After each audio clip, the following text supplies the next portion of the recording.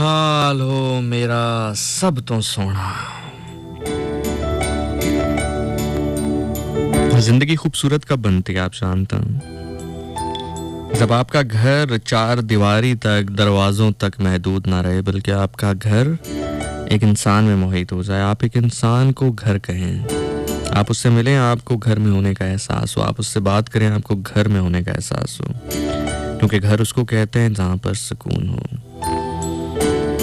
Lumps तो lumps है ना, बिना छुए कहाँ बहलता है।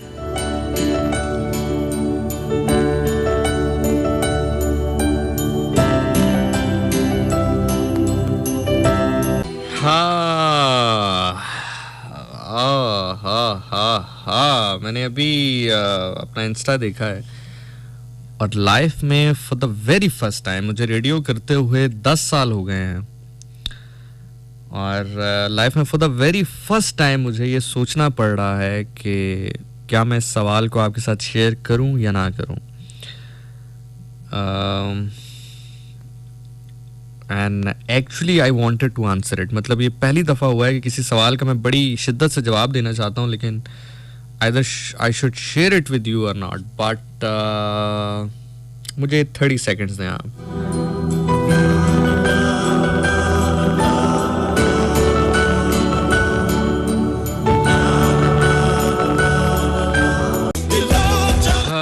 एक सवाल मुझे मौसूल हुआ जी, और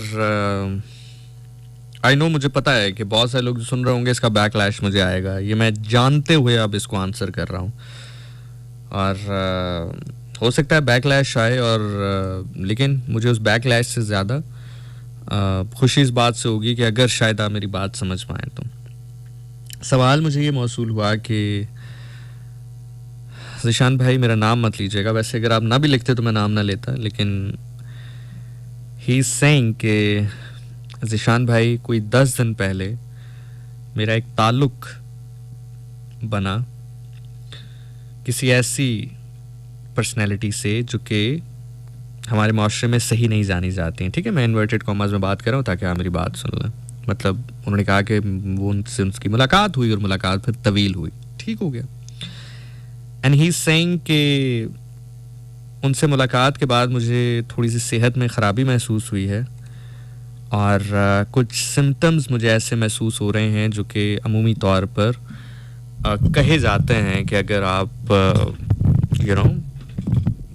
किसी ऐसे शख्सियत से आपकी मुलाकात रहे तो मेडिकली आपको बड़े प्रॉब्लम हो सकता।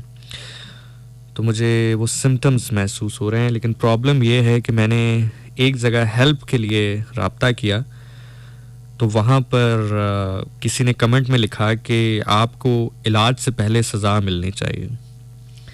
तो मैं डर गया हूँ।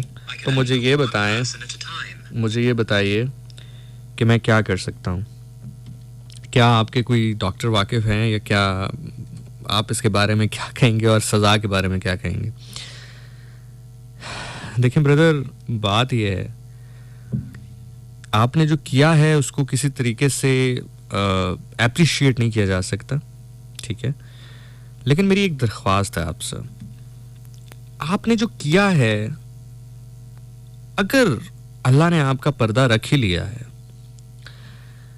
पर्दा रख लेने से मुराद ये है कि जब आप ये सारा मामला कर रहे थे तब अगर किसी ने नहीं देखा है और हद आपके ऊपर वाजिब नहीं हुई है, मतलब हद वाजिब से मुराद ये है कि अगर आप कुछ गलत कर रहे हैं और आप पकड़े गए हैं, फिर गवाह मौजूद हैं, बयानात रिकॉर्ड हो गए हैं, फिर वक्त का काजी फैसला करता है यकीनी तौर पर वो जो एक इस्लामिक लॉ है, क्योंकि जाहिर है जिसने कमेंट्स भी किए होंगे, जिसने आपको कहा भी होगा कि सज़ा मिलनी चाहिए, उसने इसी रूह से बात की होगी, इस्लामिक रूह से।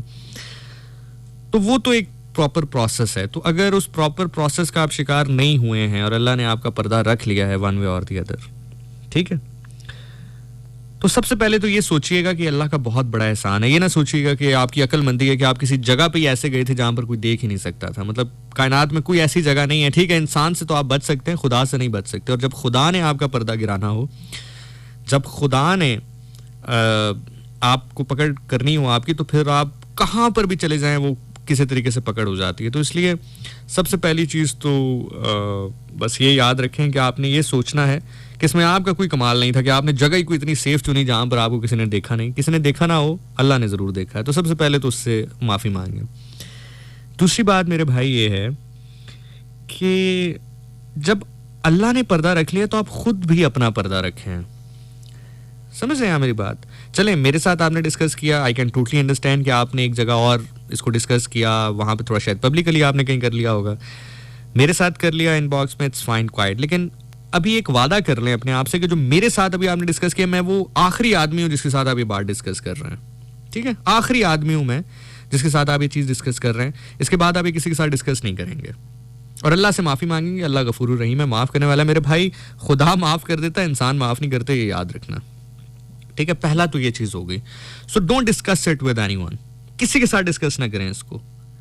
आपसे होगी गलती, कोई गुनाह हो गया आपसे, अल्लाह ताला से शर्मिंदगी का इजहार करें, माफ़ी मांगें एंड लोगों को खुदा बनने का मौका ना दें, ना उनको बताएं, पहली चीज़। अब आ जाते हैं दूसरे पॉइंट के ऊपर कि मेडिकली देखें, अगर आपको सिम्टम्स महसूस हो रहे हैं और अगर आपको ऐसा लग रहा है कि ये उस मुलाकात के बाद या उस दौरानिए के बाद ही महसूस हो रहे हैं, तो फिर एज सुन एज पॉसिबल आप मेडिकल हेल्प लें। अब आप कहेंगे जी कि मेडिकल हेल्प, आपने सबसे बड़ी गलती ये की कि आप ऑनलाइन हेल्प लेने चले गए। ठीक है, ऑनलाइन में अगला बंदा डॉक्टर है या नहीं ये भी नहीं पता होता। एक हमारे यहाँ ये बड़ा मसला है कि हम हर चीज़ अब घर से बैठा करना चाहते हैं। मतलब हम जो है, मतलब हर चीज़ लाइफ में जो है अब ऑनलाइन मंगवाना चाहते हैं। मतलब घर से हम अक्सर, ये होम शेफ वाला रिवाज शुरू है कि आप घर से खाना मंगवा लें। आप मतलब उसने आपको भेज दिया, आपको पता भी नहीं होता उसने किस तरह बनाया है, किस तरह नहीं बनाया। मतलब चले आप रेस्टोरेंट में खा रहे हैं, अव्वल तो आइडियल तो यही है कि आप घर से खाना खाएं, लेकिन फॉर एग्जांपल अगर आप रेस्टोरेंट में भी बैठ के खा रहे हैं और कुछ गलत निकल आता है तो आप ऑन रियल टाइम उसी टाइम पे आप वो खाना वापस तो कर सकते हैं ना। आप कह तो सकते हैं कि मुझे सही बना कर दो, लेकिन जो ये होम शेफ वाला रिवाज है वो वापस भी नहीं जा सकता, फिर आपको पता भी नहीं होता कहाँ से आया है कहाँ से नहीं आया। सो इसी तरह ये जो ऑनलाइन डॉक्टर वाला हिसाब है, अगला बंदा कौन है कौन नहीं है, उसकी सिर्फ अंग्रेजी थोड़ी सी अच्छी हो या आप जो भी बीमारी बताएं उसी टाइम गूगल करके आपको उसके जो मेन मेडिसिन हो या मेन सिम्टम्स हो बता के आपको टरका दे, आपको क्या पता है। तो ब्रदर, ऐसा नहीं है कि आप कहीं पर भी जाएंगे तो डॉक्टर आपसे जो है वो ये इस तरह के सवालात करेगा या आपको इस तरह की सिचुएशन का सामना करना पड़ेगा, बल्कि मेरा ख्याल से डॉक्टर समझ जाते हैं। वो जैसे ही आपके सिम्टम देखेगा वो समझ जाएगा और वो आपका इलाज करेगा बजाय इसके कि वो आपके अमाल को खंगाले। तो आप किसी अच्छे प्रैक्टिशनर जो डॉक्टर हो, जो यू नो इसको डील करता हो, आप इसमें राब्ता ज़रूर करें। बल्कि मैं आपको जो है कुछ डॉक्टर्स के बारे में बता देता हूँ, ऑन एयर नहीं, लेकिन मैं आपको मैसेजेस में कुछ डॉक्टर्स हैं जो कि बड़े अच्छे हैं, जो कि बड़े बेहतर हैं। मैं आफ्टर द शो, मैं प्रोग्राम के बाद आपको उनकी नंबर्स वगैरह सेंड कर दूंगा, मेरा रेफरेंस आप देंगे उनको तो वो आपसे बात कर लेंगे। लेकिन क्लिनिक में जाइएगा प्लीज़, ऑनलाइन हेल्प ना लीजिएगा, क्योंकि ना तो इतना टाइम है ना मैं चाहता हूँ कि, बिकॉज मैं खुद इस दर्द से गुजरता हूँ ना कि जब ऑनलाइन मुझसे लोग कॉल करके रात 2 बजे 2:30 बजे या इवन 3 बजे दोपहर में ड्राइविंग कर रहे हैं, कुछ कर रहे हैं, अचानक फ़ोन करें जिशान भाई ये ऐसे, तो वो ज़रा थोड़ा बंदा ऑकवर्ड फील करता है। बल्कि उसने अगर आपको कोई अच्छी बात बतानी भी होगी तो नहीं बताएगा। सो इसलिए आफ्टर द शो प्रोग्राम के बाद आई गिव यू नंबर, तो मेल डॉक्टर्स का आप उनसे बात करें एंड इंशाल्लाह the things will be good. जो आप सोच रहे हैं वो चीज़ नहीं होगी, अगर हुई भी तो क्योरेबल है।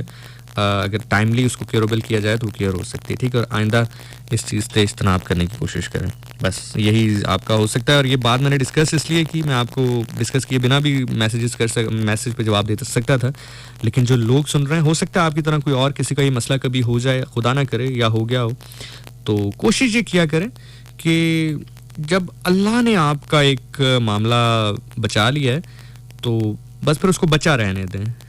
ठीक है, क्योंकि मैं आपसे फिर ये कह रहा हूँ कि खुदा जो है, जो अल्लाह ताला है, वो माफ़ कर देता है। ये जो इंसान है ना, ये इंसान माफ़ नहीं करता।